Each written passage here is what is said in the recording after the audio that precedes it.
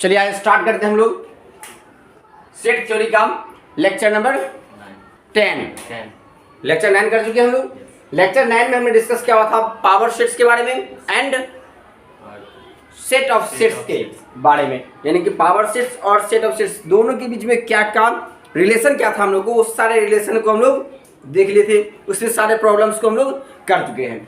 इस एपिसोड में, इस लेक्चर में हम लोग करने वाले हैं कुछ इसके इंपॉर्टेंट पॉइंट्स को, मींस सेट्स जो देखो हम लोग को कुछ यहाँ पॉइंट्स में लिखा है। फर्स्ट पॉइंट आपको प्रॉपर्टीज ऑफ सबसेट को डिस्कस करने वाले हम लोग, second is equal sets, third universal set and fourth is comparability of sets. ये चारों पॉइंट्स को आज हम लोग डिस्कस करने वाले हैं। और एक पॉइंट समझ लेते हैं हम लोग पावर ऑफ सेट के बारे में। किसी किसी बुक में क्या होता है, पावर्स ऑफ सेट जो होता है, मान लो कोई एक सेट है ए और उसका पावर सेट ऑफ ए हम लोग को बोलेगा निकालने के लिए, तो पावर सेट ऑफ ए को हम लोग क्या बोलते हैं कि पी ए, ऐसे स्मॉल ब्रैकेट के अंदर डाल देते हैं हम लोग को पावर सेट ऑफ ए। इसी को किसी बुक में ऐसे भी डिनोट किया जाता है, 2 का पावर ए लिख देता है, इसको भी हम लोग बोलेंगे पावर सेट ऑफ ए। कोई दिक्कत तो नहीं। चलिए आते हैं properties of subsets. Properties of subsets देखो ध्यान से, वैसे हम लोग इसको जब प्रॉब्लम्स किए हैं तो उसमें हम लोग पूरा का पूरा इसको क्लियर कर चुके हैं कि इसका मीनिंग क्या है। देखो every set is a subset of itself. जितना भी सेट होता है वो खुद का क्या होता है, सबसेट। कैसे बताओ कोई एग्जांपल। मान लो आपने क्या ले लिया, एक 1 2 आपने एक सेट लिया ए, और इसका जो सबसेट निकालेंगे तो इसका सबसेट कैसा बनेगा, सबसेट इसका 5 बनेगा, सिंगल एलिमेंट वाला बनेगा 1, फिर सिंगल एलिमेंट 2, फिर डबल एलिमेंट 1 2। तो देखो ये 1 2 हम लोग को इसका सबसेट है ना। तो ये जो सेट होता है प्रत्येक सेट खुद का ही सबसेट होता है। ये हम लोग को स्पेशल पॉइंट में याद रखना है। और 5 is a subset of every set. चाहे कोई भी सेट दिया जाए उसका सबसेट 5 होगा ही होगा। मीन्स सबसेट का जरिए स्टार्टिंग करते हैं हम लोग, तो पहले लेते हैं 0 एलिमेंट वाला सेट, फिर सिंगल एलिमेंट, फिर डबल एलिमेंट, फिर ट्रिपल एलिमेंट, फिर उसके बाद जैसे जैसे एलिमेंट बढ़ते जाते हैं हम लोग एलिमेंट बढ़ाते चलते हैं, वही ना। चलिए नेक्स्ट बात हम लोग इक्वल सेट्स को हम लोग डिस्कस करते हैं। देखिए अब इक्वल सेट्स, ये इक्वल सेट का डेफिनेशन, फर्स्ट डेफिनेशन हम लोग देख चुके हैं पिछले एपिसोड में। या आज मैं सेकंड डेफिनेशन दिखाने वाला हूँ। कौन से प्रोसेस से, तो देखो हम लोग सबसेट्स तो पढ़ लिए है ना। सबसेट्स के हेल्प से इक्वल सेट को कैसे हम लोग इसको डिफाइन करेंगे। देखो ध्यान से, ए और बी दो सेट है, अगर ये दोनों इक्वल सेट कब होगा, if and only if A is the subset of B and B is also a subset of A, यानी कि A B का सबसेट हो और B A का सबसेट हो। जब ऐसा दो कंडीशन रहेगा तभी A और B क्या होगा, आपस में इक्वल होगा। ये किसके हेल्प से हमने डिफिनेशन किया, सबसेट्स के हेल्प से। और इससे पिछले एपिसोड्स में, इससे पिछले लेक्चर में हम लोग क्या प्रूफ किए हैं कि A और B इक्वल कब होता है, जब उसका एलिमेंट। Very good. मीन्स कोई दो सेट है ए और बी, अगर ए में जितना एलिमेंट है उतना ही एलिमेंट बी में भी है, और साथ में जो एलिमेंट है वही एलिमेंट बी में भी है, वही ना। तो उसको बोलते हैं इक्वल सेट। चलिए आगे बढ़ते हैं हम लोग नेक्स्ट पे। इसी का देखिए सेकंड, आप या तो इस फॉर्म में बोले या फिर अगर इस फॉर्म में बोलेंगे तो कैसे बोले, देखो ए और बी दो सेट इक्वल तभी होंगे if and only if x is the element of A और वही x is the element of B, यानी कि जो भी एलिमेंट होगा ए का और जो भी एलिमेंट होगा बी का वो दोनों हम लोग को सेम होगा। ये भी एक्स तो ये भी एक्स ही होगा, ठीक ना। चलिए नेक्स्ट पे आते हैं हम लोग। अगर हम लोग को एक क्वेश्चन दे दिया जाए, check A and B are equal और इक्विवेलेंट। आपको बोला है कि ए और बी इक्वल है या फिर इक्विवेलेंट है, इसको चेक करने के लिए बोल रहा है। तो चलो सबसे पहले हम लोग क्या करते हैं, यहाँ पे तो ए में हम लोग को रोस्टर फॉर्म में दिख रहा है हम लोग डायरेक्ट एलिमेंट्स, इसका हम लोग पहले फाइंड कर लेते हैं। सॉल्यूशन जब इसको हम लोग करेंगे तो सॉल्यूशन लिखेंगे हम लोग सिंस A इक्वल्स टू हम लोग को 1 and 2 एलिमेंट है इसका, एंड B में जब हम लोग बात करते हैं तो B में हम लोग को क्या दिया है, एक्स स्क्वायर। देखो x है एलिमेंट, लेकिन x जो है वो x square minus 3x plus 2 equals to 0 इस इक्वेशन से निकलेगा। तो पहले इस इक्वेशन को हम लोग फाइंड करते हैं। तो देखिए हम लोग क्या मिलेगा, x square minus 3x plus 2 equals to 0। यहाँ से अगर हम लोग सॉल्व करते हैं तो आपको x और इसको हम लोग किस फॉर्म में लिखेंगे, माइनस 2x प्लस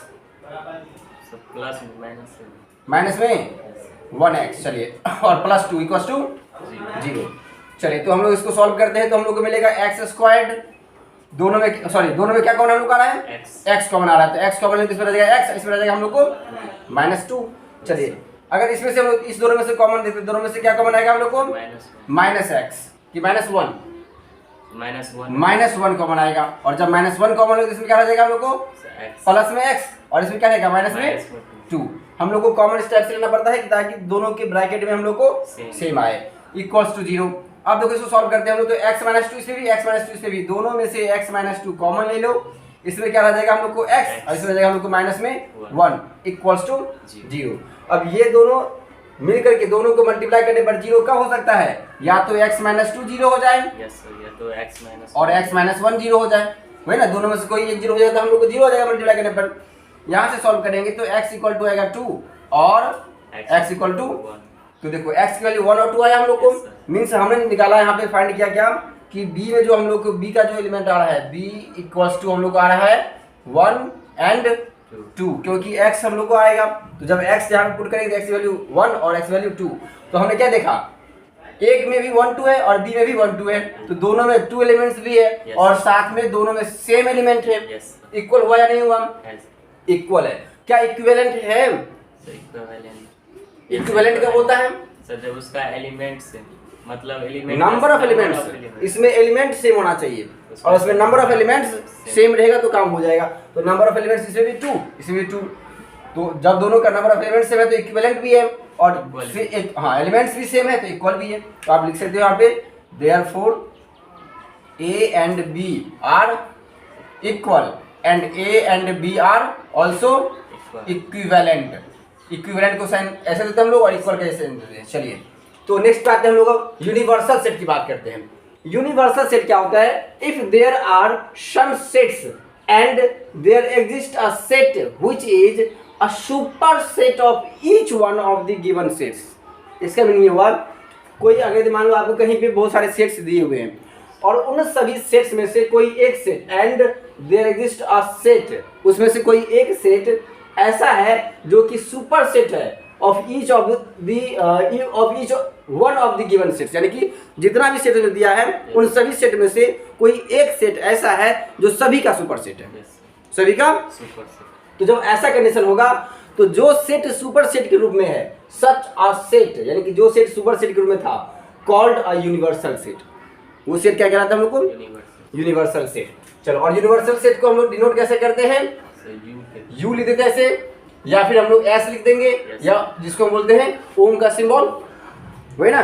चलिए तो हम लोग ओमेगा का सिंबल इस बार से हम लोग डिनोट कर देंगे। चलिए अब आते हैं हम लोग नेक्स्ट पार्ट में, इसका कुछ एग्जांपल्स देखते हैं। एग्जांपल देखिए, अगर आपको ए कोई एक सेट है जिसमें 1 2 3 एलिमेंट है, बी एक सेट है जिसमें 2 3 4 5 1 6 9 7 एंड 8, सी में हम लोग को 6 एंड 7 एलिमेंट है, फिर डी में 1 2 3 4 से लेकर 7 तक है। अब मुझे बताओ इसमें से देख करके कि कौन सा ऐसा सेट है जो सभी का सुपर सेट है। सुपर सेट मींस क्या सर? सुपर सेट मतलब यानी कि एलिमेंट्स होगा सर। सबसेट मींस क्या होता है? देखो ध्यान से, अगर हम लोग बात करते हैं A is the subset of B, इसका मीनिंग क्या? ए का जितना एलिमेंट है वो बी में भी है, है ना, उसको क्या बोलते हैं हम लोग? सबसेट। इसको उल्टा देंगे, बी का ये, इसको उल्टा अगर यदि ए बी का सबसेट होगा तो इसका मतलब बी क्या होगा? ए का सर सुपर सेट होगा, उल्टा देंगे, ठीक है। तो जब सबसेट पहचाने तो सुपर सेट अपने बन जाएगा। तो बताओ ए क्या बी का सबसेट है? देखो ए में जितना एलिमेंट है 1 2 3, इसमें भी हम लोग को 1 2 3, तो ये ए बी का तो सबसेट है। चलो ए बी का सबसेट है। अब आते हैं हम लोग, क्या बी सी का सबसेट है? देखो तो बी में जितना एलिमेंट है क्या सी में है? नहीं है। तो बी में जितना एलिमेंट है वो सी में नहीं है, लेकिन सी में जितना एलिमेंट है क्या वो बी में है? इसका मतलब क्या सर? बी होगा सबसेट सी का, सी होगा सबसेट बी का। बिल्कुल सही, सी सबसेट हो जाएगा हम लोग को बी का, सी सबसेट हो जाएगा हम लोग को बी का। चलिए नेक्स्ट पे आते हैं हम लोग। अब देखो तो क्या हम लोग को ये सी डी का सबसेट है? Yes sir. सी डी का सबसेट है क्योंकि 6 7 इसे भी है, 6 7 इसे भी है, तो सी किसका सबसेट है? सी सबसेट है डी का, C is the subset of D. अब देखो ध्यान से, आप क्या देख रहे हो यहाँ पे कि ए में जितना एलिमेंट है वही उतना एलिमेंट बी में भी है, सी में जितना एलिमेंट है उतना एलिमेंट बी में बी में भी है, वो सारा एलिमेंट है इसमें। डी में जितना एलिमेंट है क्या वो हम लोग बी में है? नहीं देखो 1 से लेकर 7 तक, तो 1 2 3 4 5 6 7 है। तो यस सर है सर। आपने क्या देखा कि ए में जितना एलिमेंट था वो बी में है, सी में जितना एलिमेंट है वो भी बी में है, और डी में जितना एलिमेंट है वो भी बी में है। इसका मतलब ये जो बी है ये सबका सुपरसेट होगा कि नहीं होगा? यस सर होगा। है ना? और जब बी सबका सुपरसेट है इसका मतलब यही तो सुपरसेट कहलाएगा।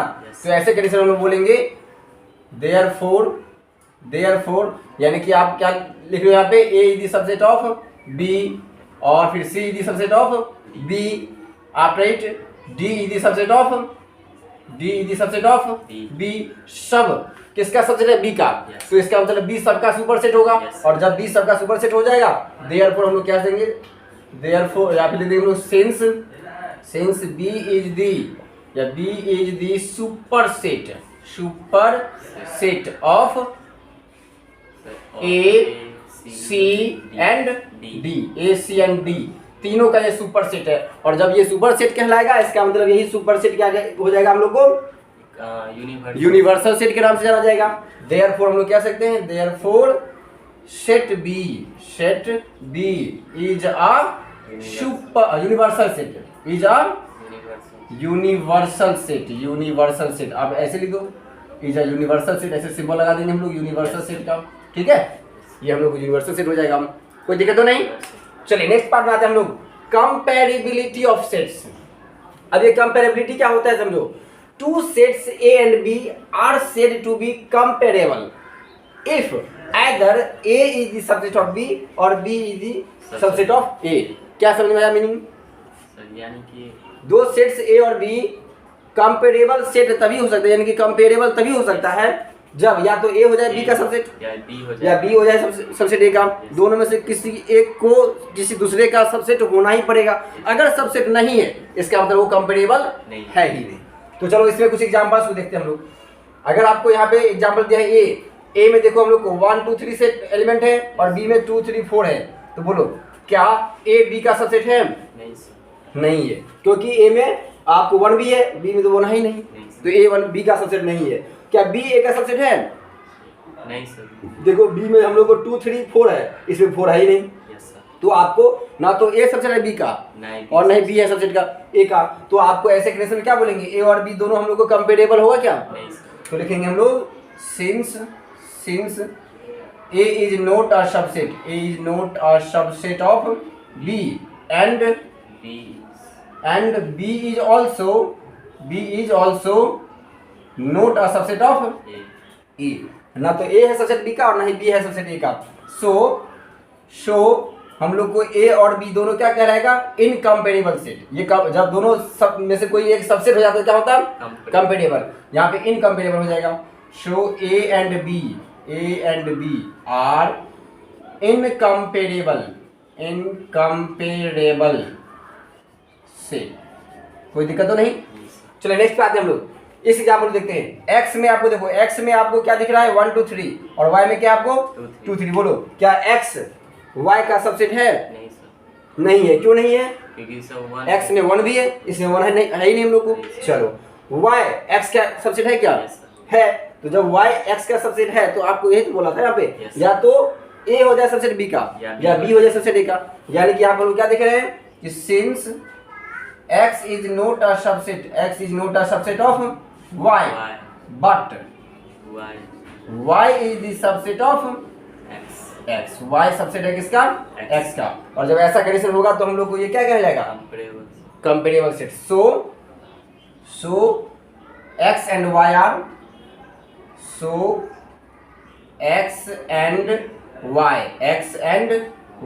are comparable sets। ठीक है, चलिए नेक्स्ट पे आते हैं हम लोग। सी देखो, एक हम लोग को सेट है सी, जिसमें क्या है हम लोग को set of all letters in the word set.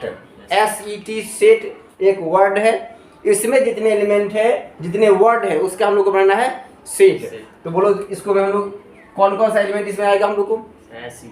SET आएगा, बिल्कुल सही। SE और T आएगा हम लोग को। चलिए डी में देखिए आपको set of all letters in the word test. अब बोलो टेस्ट में क्या आएगा हम लोग को? इसका रोस्टर फॉर्म में T E S S और तो कुछ नहीं क्या हम लोग को। नहीं सर। चलिए क्योंकि हम लोग को टी 2 बार है Yes, तो हम लोग जब इसको सेट बनाते हैं तो एक ही बार लिखते हैं। Yes, तो देखो जितना एलिमेंट इसमें है उतना ही एलिमेंट इसमें भी हम लोग को। yes सर है। क्या C और D दोनों सबसेट है? Yes सर है। देखो C भी D का सबसेट है और D भी C का सबसेट है, तो यहाँ तो दोनों सबसेट एक दूसरे का, तो यहाँ पे C और D दोनों क्या हो जाएगा हम लोग को? Sir comparable. Comparable set. C and D are comparable sets. Comparable sets, कोई दिक्कत तो नहीं? चलिए तो आराम से इसको समझ गए हम लोग। Yes, इसमें हम लोग स्पेशली क्या समझे हैं कि प्रॉपर्टीज ऑफ सबसेट क्या होता है कि जो भी कोई भी सेट लोगे आप वो सेट खुद का ही क्या होता है? सबसेट होता है। फाई क्या होता है? सभी सेट का सबसेट। सबसेट होता है। इक्वल सेट्स का सेकंड डिफिनेशन हमने समझा कि अगर ये दोनों इक्वल होगा तो ये दोनों इक्वल तभी हो सकता है जब ए बी का हो जाए सबसेट और बी भी हो जाए ए का सबसेट। फिर हमने देखा यहाँ पे यूनिवर्सल सेट। यूनिवर्सल सेट में देखा कि अगर यदि 5, 10, 20 जितने भी सेट दिए रहेंगे उन सभी सेट्स में से कोई एक ऐसा सेट है जो सबका सुपर है, सभी का सुपर सेट है, तो वो जो सुपर सेट है वो क्या कहलाएगा? यूनिवर्सल सेट हो जाएगा। और कंपेरेबिलिटी में हमने देखा कि या तो पहला सेट दूसरे का हो जाएगा सबसेट या फिर दूसरा पहला का सबसेट, दोनों में से कोई एक दूसरे का सबसेट हो जाएगा तो क्या कहलाएगा? वो कंपेरेबल सेट होगा, अदरवाइज इनकंपेरेबल सेट होता है, वही ना। चलिए नोट कर लो इसको।